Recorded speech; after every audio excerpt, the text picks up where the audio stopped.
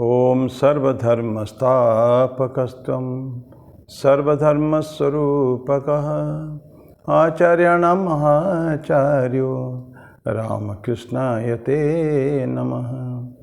यथाग्नेर्दाहिका शक्ति रामकृष्णस्थिता हिया सर्वविद्यास्वरूपां तां शारदां प्रणमाम्यहम्। परतत्वे सदा लीनो रामकृष्णसमाज्ञया यो धर्मस्थापनरतो वीरेशं तं नमाम्यहम्। वीरेशं तं नमाम्यहम्। भगवान श्री रामकृष्ण देव, भगवती माँ शारदा जी और स्वामी जी को प्रणाम अर्पित करता हूँ। मेरे गुरुदेव पूजनीय स्वामी भूतेशानंद जी महाराज का मेरा प्रणाम है और आप सबका प्रणाम। भगवद गीता में जाने से पहले भजन गाएंगे। भगवद गीता में हम लोग लास्ट टाइम 45 से 44 समाप्त करके 45 में एंटर किए थे, जस्ट स्टार्ट किए थे और आज उसी को आगे बढ़ाए हुए तो। लेकिन पहले एक भजन गाएंगे। ये कबीर का भजन है। जिनी जिनी जिनी जिनी बिनी चदरिया। झिनी झिनी झिनी झिनी बिनी चदरिया, झिनी झिनी झिनी झिनी बिनी चदरिया। काहे कताना काहे के भरनी, काहे कताना काहे की भरनी। कौन तार से बिनी चदरिया, कौन तार से बिनी चदरिया। झिनी झिनी झिनी झिनी बिनी चदरिया। इंगला पिंगला ताना भरनी, इंगला पिंगला ताना भरनी। सुषमन तार से बिनी चदरिया, सुषमन तार से बिनी चदरिया। झिनी झिनी झिनी झिनी बिनी चदरिया, झिनी झिनी झिनी झिनी बिनी चदरिया। 8 कंवल 10 चरखा डोले, 8 कंवल 10 चरखा डोले। 5 तत्व गुण तेनी चदरिया, 5 तत्व गुण तेनी चदरिया। झिनी झिनी झिनी झिनी बिनी चदरिया, झिनी झिनी झिनी झिनी बिनी चदरिया। साईं कोसियत मास 10 लागे, साईं कोसियत मास 10 लागे। ठोक ठोक के बिनी चदरिया, ठोक ठोक के बिनी चदरिया। झिनी झिनी झिनी झिनी बिनी चदरिया, झिनी झिनी झिनी झिनी बिनी चदरिया। सो चादर सुर नर मुनि ओढ़ी, सो चादर सुर नर मुनि ओढ़ी। ओढ़ के मैली कीनी चदरिया, ओढ़ के मैली कीनी चदरिया। झिनी झिनी झिनी झिनी बिनी चदरिया, झिनी झिनी झिनी झिनी बिनी चदरिया।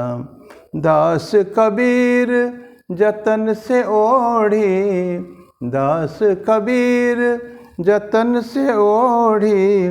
ज्यों के त्यों धर दीनी चदरिया, ज्यों के त्यों धर दीनी चदरिया।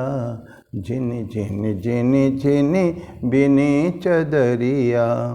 काहे कताना काहे की भरनी, काहे कताना काहे की भरनी।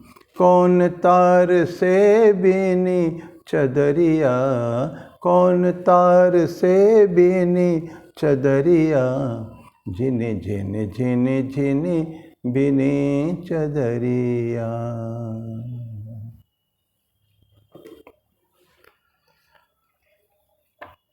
यहाँ कबीर एक शरीर को एक चादर मानते हैं। तो उस चादर को कैसे हम लोग गंदा करते हैं धीरे धीरे। ईश्वर ने हमको दिया तो बहुत पवित्र। एक बहुत सुंदर गाना और है हरिओम शरण जी का, मैली चादर ओढ़ के कैसे द्वार तुम्हारे आऊँ। हरिओम शरण जी का बहुत पुराना भजन है। तो ये भी इसी तरह का ही है। ये चादर पहन के जो शरीर हमारा गंदा हो चुका है, गंदा होता फिजिकली नहीं, बाह्य रूप से नहीं, अंतर रूप से भी, अंदर विशेष करके। बाहर तो हम शरीर को स्वच्छ रख सकते हैं, लेकिन डिफ़िकल्ट नहीं, साधना चाहिए उसके लिए, प्रैक्टिस चाहिए, बहुत सेल्फ कंट्रोल चाहिए उसके लिए, मन को कंट्रोल में रखने के लिए, मन पवित्र रहे। तो ये स्वच्छता बाह्य शौच, अंतर शौच, दोनों टाइप का स्वच्छता है। Anyway, let's come back to our Bhagavad Gita. Bhagavad Gita में 45वां श्लोक में हम लोग पढ़ रहे थे, नहीं हाँ, स्वेच्छ कर्मणि अभिरत।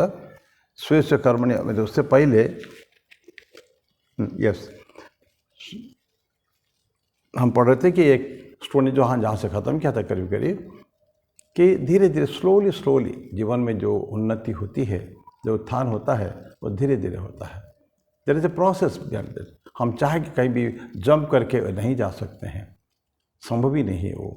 जैसे उदाहरण दिया है कि आदर्श स्टूडेंट, आइडियल स्टूडेंट स्कूल का, कॉलेज का, कहीं का भी हो, वो जानता है मतलब एक एक क्लास पर को धीरे धीरे विथ पेशेंस और परफेक्शन के साथ, पूर्णता के साथ मेरे को एक एक स्टेप चढ़ना है। मेरे को कूद कर जंप करके वो ऊपर चढ़ नहीं सकता सीढ़ी के ऊपर, या कॉलेज में एकदम फर्स्ट ईयर से फोर्थ ईयर नहीं पहुँच सकता। उसको सेकेंड ईयर में जाना है, थर्ड ईयर में जाना है, देन फोर्थ ईयर जाना है। तो ये आदर्श स्टूडेंट होते हैं। तो जहाँ है, जिस पोजीशन में है, उसको पहले परफेक्शन करने का है, उसके बाद आगे बढ़ता है। तो ऐसे ये लास्ट टाइम हम लोग पढ़ा था, तो उसी चीज़ को बोलते हैं ये स्वधर्म है। स्वधर्म के हायर स्टेजेस को हम लोग धीरे धीरे उसको जाएंगे हम लोग। लेकिन ये प्रिंसिपल हर जगह नहीं रहता, कभी कभी नहीं लगता है। जैसे को उदाहरण देते हैं, एक स्कैवेंजर, एक जिसको कहेंगे सफाई कर्मचारी, मेहतर, या जिसको जो जिस भाषा बोला, आजकल भाषा ये सब बोलना मना है, तो हमारे नियम में आ चुका है। तो अपने जात के नाम लेकर नहीं बोल सकते, उनको सफाई कर्मचारी बोलना पड़ेगा। तो वो सफाई कर्मचारी सोचे मैं मेरा पोजीशन बदल के कहीं दूसरे काम करने लग जाऊं, तो ही मे नॉट बी सक्सेसफुल। वो बोलते हैं कि वो शायद हो सकता है कि उसमें हायर एरिया में जाएगा, वो अपने स्थान को छोड़कर तो दूसरे जगह में जाएगा, तो वो तो ठीक नहीं हो पाएगा। उसका ऑक्यूपेशन छोड़ देता है। ऑक्यूपेशन को छोड़ना नहीं चाहिए, स्वधर्म को छोड़ना नहीं चाहिए कभी भी। जिसमें कर रहा है काम उसी को करना चाहिए। तो इसीलिए हम देख रहे हैं जितने बहुत बड़े संत हैं, कबीर जी का भी हम लोगों ने भजन सुनी है। कबीर जी जुलाहा थे, तो जुलाहा है, वो कभी नहीं बोले कि हमको ब्राह्मण बनना है या हमको उच्च जाति में जाने का है, नो। सिमिलरली हम महाराष्ट्र में देखेंगे संत कुमार है, गोरा कुमार, राखा कुमार, जनाबाई एक नौकरानी थे, सावता माली थे। तो सामाजिक रूप से उनका जात कम होने के बाद भी जहाँ भी थे, वो जिस पोजीशन में थे, जो उनका ड्यूटी मिला है उसको अत्यंत पूर्णता के साथ उसको करने को उन्होंने कोशिश की है। कभी भी अपना स्वभाव को एवं जो भी उनका स्वधर्म को छोड़ने की बात उन्होंने नहीं कही और छोड़ा भी नहीं कभी भी। तो इसलिए बोलते हैं कि अगर वो सोचता है कि स्कैवेंजर है कि मेहतर या सफाई कर्मचारी की वो जगह को छोड़कर, अपने स्थान को छोड़कर, अपने प्रोफेशन को छोड़कर कहीं और चला जाएगा, तो शायद उनको सफल होना मुश्किल है। ये तो स्वभाव, ये स्वधर्म में है। तो अपना स्वधर्म के द्वारा ही इंसान अपने आप को ऊपर उठा सकता है। क्योंकि बाकी वर्ल्डली वाइज कह सकते हैं कि हाँ अच्छा किया उसने, तो अपने छोड़ दिया, लेकिन उसमें अपने कर्म में स्वधर्म में रह के जो बहुत सुंदर कार्य कर रहा था, वो कार्य वो जाके नहीं कर पाएगा। संभव ही नहीं है, मोस्ट ऑफ द केसेस में संभव नहीं है। तो इसे बोला है कि तो ये अपने स्वधर्म के द्वारा ये एक परफेक्ट योगी इंसान बन सकता है। स्वधर्म की बात बड़ा इम्पोर्टेंट, महत्वपूर्ण है, उसके द्वारा ही बन सकते हैं वो। कोई भी काम अगली छोटा नहीं है, कोई काम बड़ा नहीं है। सब काम एक साधक के लिए विशेष करके। बाकी लोग समाज क्षेत्र में लोग अपने बड़ापन दिखाने के लिए कुछ भी कहें, लेकिन जो साधक जो है वो देखता है कि मुझे ईश्वर की अर्चना करते हुए, ईश्वर की आराधना करते हुए मुझे धीरे धीरे आगे उठना है। मैं मेरे धर्म को नहीं छोड़ूंगा। हमारे पुरखों ने, हमारे बाप दादाओं ने जो हमें दिया था, मैं वही करेंगे। तो ऐसा हम बहुत देखेंगे, छोड़ते नहीं, वही रहूँगा जैसे भी होगा, और उसी को मैं करूँगा परफेक्टली। जो काम मुझे मिला, लॉट मिला है, उस काम को करना है, परफेक्टली करना है। तो छोटा बड़ा कोई नहीं होता। एक बहुत सुंदर वो कहावत है कि a great man does a small work and makes that work great. एक बड़ा आदमी जो है एक छोटा काम को लेता है और काम को महान करा देता है। वो देखो बड़े बड़े लोग ये काम को कितना सुंदर भाव से कर रहे हैं।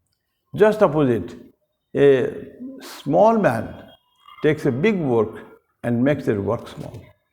बड़ा आदमी छोटे काम को लेकर, बहुत छोटा काम है, वो सब्जी काटना हो सकता है, झाड़ू लगाना हो सकता है, बिना वफावे ये सब जो आश्रम में कभी क्यों होता, आश्रम कल्चर है, वहाँ जाते हैं तो कितने भी बड़े आदमी हो उसको वो काम करना पड़ेगा। ये नहीं कह सकता कि मैं बड़ा हूँ तो ये काम नहीं करूँगा, तो ये प्रश्न नहीं उठता।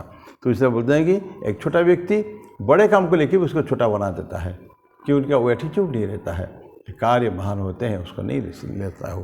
तो इसे छोटा बड़ा कुछ है नहीं है। तो इसलिए जो भी करेंगे, व्हाटएवर जो भी काम हमारे लॉट में आता है, उसको पूर्ण परफेक्शन के साथ एक पूजा की भावना से करना है, वर्शिप एटीट्यूड में। मैं ईश्वर को ही पूजा कर रहा हूँ, इस कर्म के द्वारा मेरा ही जो कर्म, इसी में ही ईश्वर को पूजा कर रहा हूँ। कर्म ही पूजा कहते हैं ना, वर्क इज वर्शिप। तो मेरा कर्म ही मेरी पूजा है। जो भी कर्म कर रहा हूँ वो समर्पित। आगे पढ़ेंगे 46 में हम लोग आगे उसको पढ़ेंगे हम लोग, तो उसको सब में वो सक्सेसफुल होगा। वो अपने क्षेत्र में, अपने वोकेशन में रहते हुए भी काम को अति पूर्णता के साथ करके वो आदमी महान हो सकता है। तो ये था वर्ष नंबर 45। स्वे स्वे कर्मणि अभिरतः संसिद्धिं लभते नरः स्वकर्म निरतः सिद्धिम यथा विन्दति तत्शृणु। भगवान कृष्ण कहते हैं कैसे अपने आप काम को अपने रहते हुए अपने में स्वाभाविक कर्म में तत्परता से लगा हुआ मनुष्य संसिद्धि को प्राप्त कर लेता है। अपने स्वाभाविक कर्म में लगा हुआ मनुष्य जिस प्रकार सिद्धि को प्राप्त करता है वो तो सुन काम में करते। अभी तक हम लोग वही डिस्कस किए हैं, आगे भी वही उसी के ऊपर थोड़ा डिटेल चर्चा होगी कि अपने अपने क्षेत्र में रहकर कैसे सिद्धि को लाभ करता है, ये तो सुन। ये भगवान के 45 श्लोक बताते हैं। स्वकर्म निरत सिद्धि में यथा विन्दति तत्शृणु। तो अभी उसके ऊपर थोड़ा सा हम लोग चर्चा करेंगे। ईश्वर के साथ रहने पर क्या होता है, प्रॉक्सिमिटी जो रहता है ये इसमें, और इंटेलिजेंटली जो करते हैं, काम करते हैं ठीक से, तो यूनिवर्स जो है ये फंक्शंस, क्योंकि ईश्वर पूरा जगत में व्याप्त है ना, हम देख नहीं पाएंगे, पर कण कण में, घट घट में ईश्वर विराजमान है। और बिकॉज ऑफ इस वो जो पावर, इनका जो पावर है, उनका संग साथ में रहते हुए पूरा जगत ही क्या फंक्शन करता है, ठीक ठीक इंटेलिजेंटली करता है, ठीक ठीक करता है। ये हमको सोचना पड़ेगा। तो उसी से, जैसे कि मैग्नेट, एक सिंपल लोहा भी मैग्नेट के पास जो रहता है, वो लोहा में भी मैग्नेटिक प्रॉपर्टी आ जाता है, ये पास में रहता है। और लोहा चुंबक को निकाल लीजिए, फिर लोहा लोहा ही रहता है। लेकिन because of that magnet, power of that magnet, ये जो छोटा सा है ये भी सुई को या छोटे छोटे लोहा को खींच सकता था।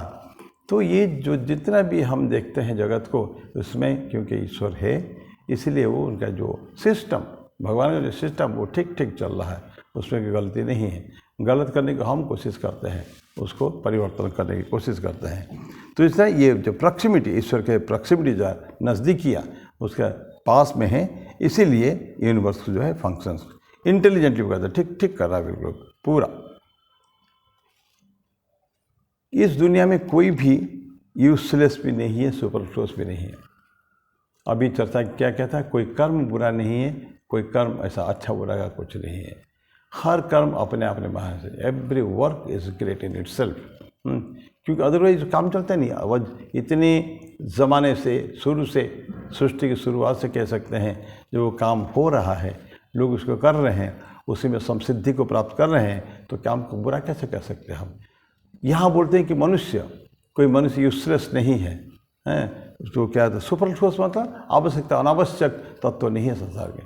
प्रत्येक व्यक्ति जन्म लिया है ना कोई there is a purpose behind everything. हर एक के पीछे कोई ना कोई कारण है, बिना कारण के कार्य नहीं होता है। क्यों ऐसा हुआ है तो हम लोग उसका क्वेश्चन नहीं करते हैं। केन, किस लिए होता है ये।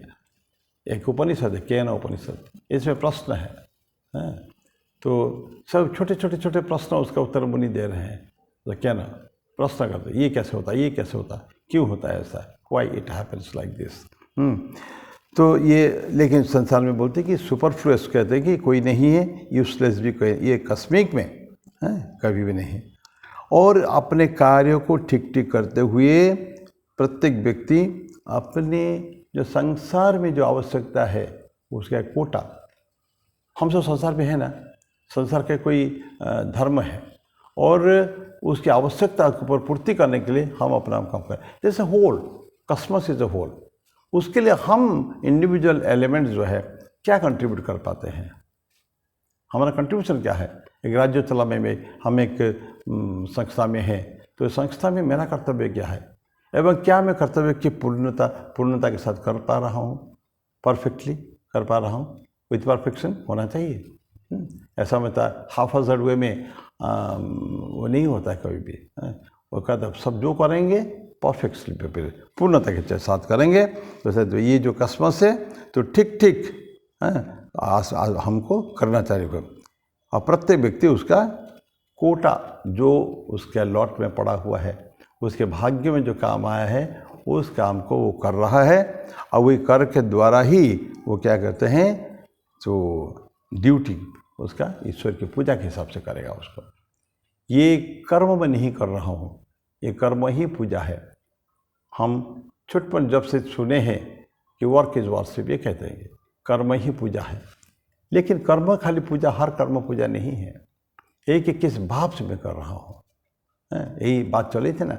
एक माली फूल गूंथ रहा है, काम के फूल गूंथ के बेचना है, लेकिन उसमें प्रत्येक फूल में ईश्वर के वास दिखता है। और यही फूल जाके कब ईश्वर के गले में चढ़ेगा, ये माला जो बना रहा है, माला चढ़ेगी जाके ईश्वर पे, ये फूल ईश्वर के पाद पद्म में दिया जाएगा। इस भावना से जो मैं कर्म कर रहा हूँ, ये कर्म ईश्वर को समर्पित है, ये भावना के साथ करना पड़ेगा। हमारा हर कर्म ईश्वर को समर्पित है। ईश्वर प्रीत्यर्थ, प्रभु प्रीत्यर्थ, ईश्वर समर्पण बुद्धि से संत लोग कहते हैं। कई लोग का आनंद, कई बार हम लोग सुन चुके हैं, ईश्वर समर्पण बुद्धि से करना है, प्रभु प्रीति के लिए। ईश्वर को अच्छा लगता है इसलिए मैं कर रहा हूँ।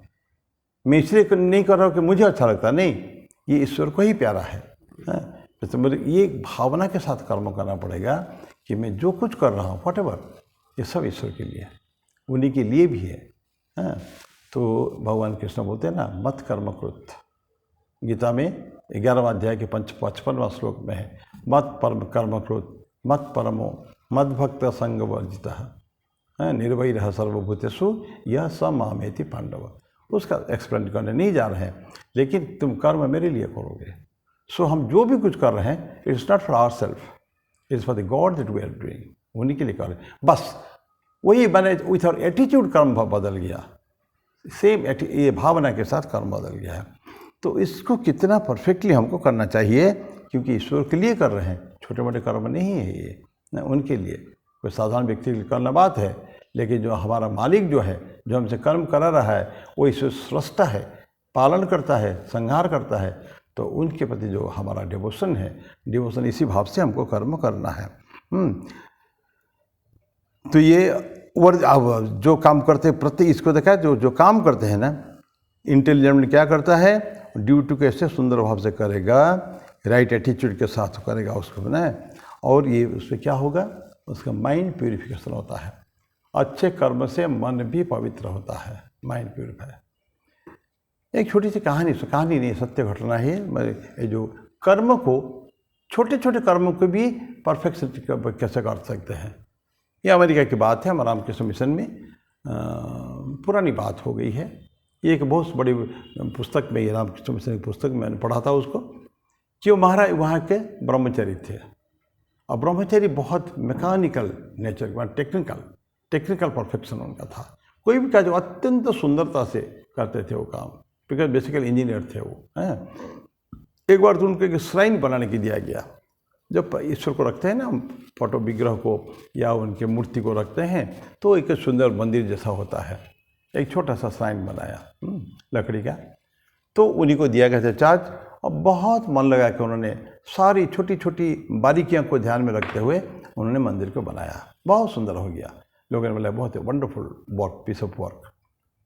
उसके बाद कुछ दिन के बाद उनको एक मोटर पंप रखने के लिए, डीजल पंप रखने के लिए उनके वर्कशॉप में, जहाँ पीछे कहीं पीछे वर्कशॉप में एक डीजल मोटर, जिसमें से तेल गिरता है, गंदा है, वो कोई सफाई होती नहीं है, मोटर चलता है, डीजल तेल ऑयल ग्रीजिंग होता है, तो लोग चलाते हैं, चलता है। तो उसको रखने के लिए एक छोटा सा प्लेटफॉर्म चाहिए था, लकड़ी का बक्सा जैसा चाहिए था, बस स्टैंड जैसा चाहिए था। ये काम उनको दिया गया, और काम बहुत छोटा है, एनीबडी कुड हैव डन, लेकिन उनको दिया गया। और उसको भी इतना सुंदर भाव से बनाया, मन लगा कि उन्होंने बनाया।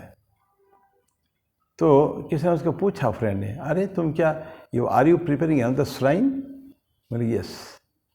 वो तब मैंने सोचने लगे, सही तो मैं जो उत्सव बना था, it was a shrine for God. पर अभी बोलता यस, ये भी मेरे लिए एक पूजा है, क्योंकि मेरे वर्कशॉप में लगने वाला चीज़ जो है वो भी प्रभु के तो काम है। हमारा आश्रम चलता है डीजल मशीन से, हैं, तो मेरा काम जो कुछ है सब कुछ प्रभु के समर्पित है। तो वही जितने में वो मंदिर श्राइन बनाया था भगवान के, उतने ही परफेक्शन के साथ उसने ये जो एक स्टैंड बनाया है जिसके ऊपर डीजल की मशीन रखा जाना है। तो ये होता है कर्म ही पूजा। तो हर काम हमारे पूजा में परिवर्तन हो सकता है। ये एटीट्यूड हमको चाहिए।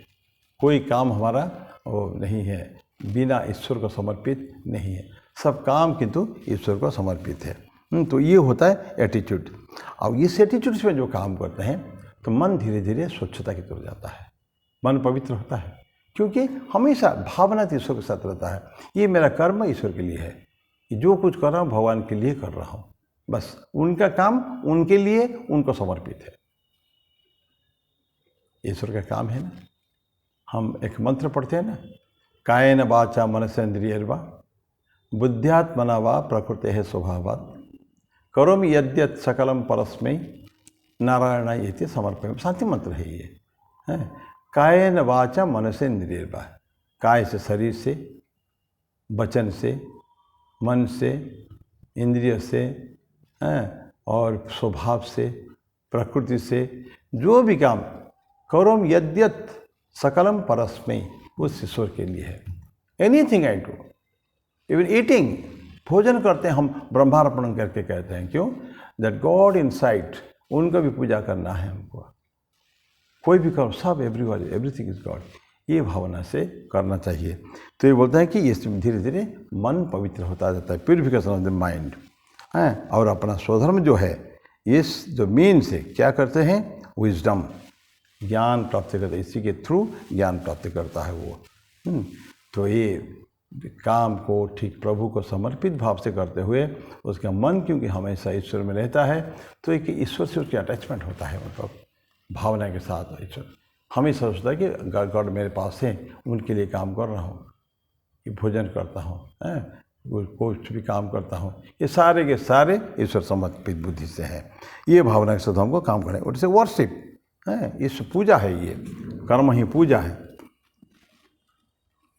एक लोगों में भावना मन में धारणा है कि पूजा एक अलग से, वर्क कर्म एक अलग है और पूजा जो वर्शिप जो है ये एक दूसरा है, अलग कर देते हैं वो। अपन कहते हैं वर्क इज वर्शिप, बोलते नहीं, लोग कहते हैं नहीं, work is work, worship is worship. माने जब मैं काम करता हूँ तब कोई वर्शिप की बात नहीं है, मैं अपना काम कर रहा हूँ, दैट इज वर्क। जब मंदिर जाता हूँ या प्रभु के सामने बैठता हूँ तो क्या हो जाता है, वो ये हो जाता है वर्शिप। बिकॉज उस व्यक्ति का ऐसा इस भावना है कि मैं जब मंदिर जाता हूँ तो ईश्वर के समर्पित बुद्धि में जाता हूँ, उनके समक्ष जाता हूँ, मैं उनकी उपस्थिति में रहता हूँ, इसलिए मन में एक पवित्रता आती है।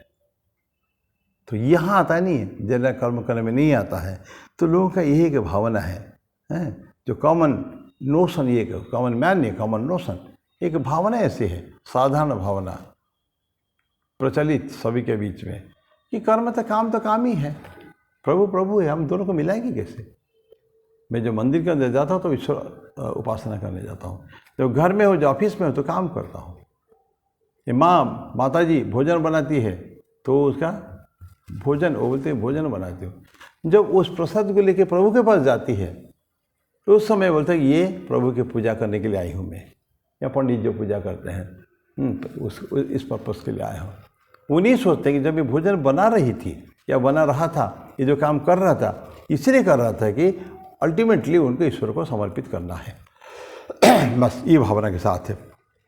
तो ये जो कॉमन नोशन है उसको it has to be debunked, उसको निकालना चाहिए उसको हमारे मन से। नहीं, ऐसा नहीं है। कर्म अलग और उपासना अलग, ये हो ही नहीं सकता। कर्म और उपासना एक ही होता है। फिर again come back, work is worship, है ना, ये कॉमन बात है। तो इस कॉमन चीज़ को हमको छोड़ना पड़ेगा। वर्ल्ड ड्यूटी होता है ना, तो भगवान एक है और ये Lord is one and world duty is one, ठीक उसी तरह का है। जैसे ये अलग नहीं है, ईश्वर भी सभी जगह में है और कर्म हो रहा है तो ये काम उसी के कर्म है। उसका इग्नोरेंस है। ऐसे व्यक्ति सोचता है, और ऐसे बहुत लोग सोचते हैं, 1 2 5 नहीं है। जैसे good majority of such people जो ये सोचते हैं ये काम तो काम है, वर्शिप तो वर्शिप है, तो ये हम दोनों को जोड़ता है नहीं कभी है। तो अब जो वर्ल्ड जो अपना ड्यूटी होता है, डिस्चार्जिंग द वर्ल्ड ड्यूटी, वो व्यक्ति जो है ना परफेक्शन को आता है, वो है उसका उन्नत उत्थान होता है उसमें वर्ल्ड है। तो इस इग्नोरेंस जो है उसको ख़त्म करने की आवश्यकता है। अज्ञानता जो उसके मन में है, ये दो अलग है, ये दो चीज़ अलग है। वर्क एंड वर्शिप जो गलत है, ये बस अलग है, वो नहीं है, अलग नहीं है दोनों। ये भावना को मन में लाना पड़ेगा परफेक्टली। और ये कि फिजिकल एग्जर्शन एक बात है। यहाँ हम काम करते हैं, एक छोटा उदाहरण लिया जा रहा है। हम एक व्यक्ति बहुत कठिन परिश्रम करता है, ऐसे लेबर लोग होते हैं, कंस्ट्रक्शन सिविल कंस्ट्रक्शन में जाएंगे, लोग ईंटा उठाते हैं, पत्थर उठाते हैं, सीमेंट उठाते हैं, सब कुछ करते हैं, दिन भर हड्डी तोड़ परिश्रम जिसको कहते हैं। जैसे फिजिकल एग्जॉर्शन क्या करते हैं, शारीरिक क्षमता का व्यवहार करते हुए वो कर्म करते हैं। तो इससे क्या होता है, उससे फ़ायदा क्या होता है? 2 फायदा होता है। एक तो फ़ायदा तो होती है उसका जो लाइवलीहुड होता है वो तो हो जाता है। सेकेंड, उसका शरीर का सौष्ठव, शरीर का जो वो है वो भी तो होता है, ये तो मानना पड़ेगा हमें। शरीर उसका पुष्ट होता है फिजिकल एक्सरसाइज। तो फिजिकल एक्सरसाइज द्वारा शरीर पुष्ट होता है, और वही because that is my own work, उससे हमको क्या होगा, हमारा लाइवलीहुड जो दाल रोटी का जो प्रबंध कह सकते हैं जो है वो उसी से हो जाता है। तो एक काम से, फिजिकल एक्सर्शन से डबल बेनिफिट होता है, दोनों के दोनों होता है। तो काम भी हो जाता है और मेरा बॉडी भी बन जाती है। शरीर के साथ तो ऐसा ही है। तो जैसे ये जो हमारे ईश्वर की बात जो जो जो कही है, शरीर की बात कही है, उसी तरह का तो अपना ईश्वर को भी प्राप्त कर लिया, समाज की भी सेवा हो गई और मेरी वर्शिप भी हो गया, मेरी पूजा भी हो गई। एक काम करता हूँ लेकिन भावना, हम काम करता हूँ लेकिन करता हूँ ईश्वर के लिए, और उस काम से समाज को तो कुछ फ़ायदा होता ही है। जो काम करता हूँ, चाहे कंस्ट्रक्शन वर्क हो, चाहे बगीचा में काम करना हो, चाहे खेती, हर इंसान जो है अपना खेत में जाकर काम करता हो।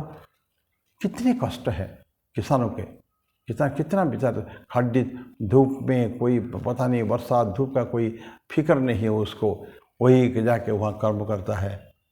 एक लेबर की बात कर रहा हूँ। इवन मैं किसान को देखा हूँ, जिस एक एरिया यहाँ भानु प्रतापपुर के पास से कांकेर जिला में, तो एक बंगालियों का सेटलमेंट एरिया है। वो ढेर सारे 130-140 विलेजेस है उसमें, बहुत बड़े एरिया में। तो वहाँ एरिया में लोग बहुत मेहनती है, एवरी वन ऑफ देम, इतना हड्डी तोड़ मेहनत। लेकिन आनंद तब होता है किसके, कब होता है जब फल निकलता है उसका, शस्य जो निकलता है, हार्वेस्टिंग जो होता है। तो क्या करता है, अपने तो शरीर को तो देखता ही है, और समाज को ही जो अन्न हमको मिलता है या जो भी हमको मिला, व्हाट एवर आदमी जो कठिन परिश्रम करता है, ये हम लोग तो उन्हीं काम नहीं कर रहे हैं ना, तो हमको तो बेनिफिट होता है, हम खरीदते हैं ठीक है, लेकिन हु प्रिपेयर्स इट, अगर बनाने वाला कोई नहीं है तो हम खरीदेंगे कहाँ से। So that man by his work अपने लिए लाइवलीहुड भी पाता है, अपने शरीर की भी रक्षा होती है, वो व्यक्ति कभी भी बीमार नहीं पड़ते। देखिए जाके जो कठिन परिश्रम करने वाले कभी बीमार नहीं होते हैं, और फिर समाज का भला तो होता है, और उसी के थ्रू वही इसको उसने, क्योंकि समाज की सेवा करता है और समाज में हर जगह ईश्वर है, तो ईश्वर की भी पूजा उससे हो जाती है। तो तीन बेनिफिट उसमें है, डबल ट्रिपल बेनिफिट से। तो ऐसा तो फिजिकल स्ट्रेंथ करके कोई भी स्ट्रेंथ करे, सभी लोग फिजिकल स्ट्रेंथ नहीं करते हैं, लेकिन एक अकाउंटेंट हो, किसी भी वोकेशन में बता रहा हूँ, किसी भी वोकेशन हो, तो ईश्वर की पूजा। घर में गृहस्थी में माताएं, उसकी चर्चा थोड़ी देर पहले मैंने किया था, माताएं प्रसाद भोजन बनाती है, तो लोग बोलते खाना बनाते हैं, खाना बनाते भोजन बनाती है, और यह प्रसाद बनाती है, क्योंकि आफ्टर सम टाइम वो प्रसाद को या तो ईश्वर का अर्पण होगा अगर मंदिर है तो, नहीं तो जब भोजन में हम लोग बैठते हैं, हमारे अंदर उपस्थित जो हमारे अवस्थित जो ईश्वर है, वैश्वानर कहिए उसको, एक अग्नि कहिए उसके अंदर कहिए, व्हाट एवर इट इज़, तो हम शरीर के अंदर की जो ईश्वर है अवस्थित, उनको हम भोजन कराते हैं, तो विथ डिवोशन। इसलिए हम भोजन से पहले ब्रह्मार्पणम ब्रह्म हविः इस मंत्र को पढ़ते हैं, ब्रह्माग्नो ब्रह्मणाहुतम ब्रह्मे बतेन कर्तव्यम ब्रह्म कर्म समाधिना। ये सारे खाने का प्रोसेस, खाने वाला भोजन का कर्म, ये सारे जो है ना एक ब्रह्म ही है। तो उसके द्वारा हमारे ईश्वर के अंदर जो ब्रह्म है उसको हम पुष्ट कर रहे हैं, अंदर ईश्वर ही है। इसीलिए हमको अत्यंत पवित्रता से भोजन क्रिया अत्यंत पवित्र क्रिया है। ऐसा नहीं कि कहीं बैठ के जैसे कुत्ता बिल्ली खाते हैं उससे खा लिया, ऐसा नहीं चलता है। हम क्या करते हैं, बैठते हैं, हाथ मुँह धो के, पास में थाली आती है, उसको हम प्रणाम करते हैं, ब्रह्मार्पणम कहते हुए हम उसके बाद मंत्र पढ़ के हमको ईश्वर को करके फिर हम भोजन करना शुरू करते हैं। दैट इज़ कि ये मैं अंदर के ईश्वर को भी अर्पण उसको कर रहा हूँ। तो ये सारी चीज़ एक साथ हो जाता है, वर्शिप भी हो गया, सब कुछ हो जाता है। एक महाभारत की बहुत सुंदर घटना कह के आज समाप्त करेंगे। महाभारत में आप जानते होंगे व्याध की कहानी। बूचर क्या मांस बेचने वाला है, उसको पास इतना ज्ञान हो गया था, कैसे, वो तो मांस काट रहा है। उससे पहले आते हम लोग, एक कौशिक करके ब्राह्मण, अपने साथ बहुत लोगों ने सुना होगा, कौशिक करके थे ब्राह्मण, तपस्या करते थे, तपस्वी थे, बहुत अच्छे तपस्वी थे, जंगल में खूब मगन होकर तपस्या करते थे। तो एक बार तपस्या करते हैं तो ऊपर से पक्षी ने बीट कर दिया उसके सर के ऊपर, तो उन्होंने गुस्से से ऊपर देखा, और जैसे स्फुलिंग जैसे निकालता है, और उससे वो बगुला जो था, वो जो पक्षी थी, वो गिर के मर गया। अब वो पक्षी तो मर गया, इसको हो रहा है आनंद, अहंकार भी हो गया कि मैं इतने साधन, बड़ा साधन कर चुका हूँ, मेरे सिद्धियाँ मेरे को मिल चुकी है कि किसी को देखूंगा उसको जला सकता हूँ। इस भावना के साथ, इस अहंकार के साथ उसने अपना तपस्या त्याग दिया और नगर की तरफ चल दिया। जाके घर में जाके भिक्षा मांगने लगा। तो वहाँ के मालकिन अंदर से कहती है कि बाबा थोड़ा बैठिए, मैं आती हूँ। समय गुजर गया तो बड़ा गुस्सा आता है उसको। तो जो गुस्सा आता है तो उसको जो मालकिन जो है उठ के आती है, अब बोलती है, देखिए बाबा, ये मैं कोई बगुला या कौवा नहीं हूँ कि आप अपने अग्नि से मुझे जला देंगे। तो व्यक्ति कौशिक सोचता है, तो मैं तो जंगल में जो हुआ है, एक पक्षी जल गया, उसके इसको कैसे पता चला? तो पूछी, बोले कि देखिए, वो बहन बोलती है, मैं आपका योग वगैरह कुछ नहीं जानती हूँ, मैं सिर्फ अपने पति की पूजा करती हूँ, उनकी सेवा करती हूँ, उसी से मेरे को ये शक्ति प्राप्त हुई है। तो कौशिक उसको कुछ सिखाने के लिए मुझे रिक्वेस्ट करता है, तो बोलती है नहीं मैं नहीं बोलूँगी, तुम चले जाओ यहाँ से काशी, वहाँ पे एक व्याध है, धर्म व्याध, उसके पास जाओ, वो तुमको सिखाएगा, बहुत बड़ा साधक है। ये मन में सोचता है कि एक व्याध के पास मुझे जाना पड़ेगा, लेकिन बोल नहीं पाता है कुछ, क्योंकि अभी भी देखा क्या करतूते, तो बोलते चले जाता है, डिवोटेडली जाता है। फिर वो दूर से देखता है कि बूचर जो है वो लथपथ, बिल्कुल खून से लथपथ, मांस से काट रहा है, बेच रहा है, गरीब कार्य है, ऐसा सोचा कौशिक ने। तो लेकिन फिर भी मन में शंका नहीं रखनी चाहिए।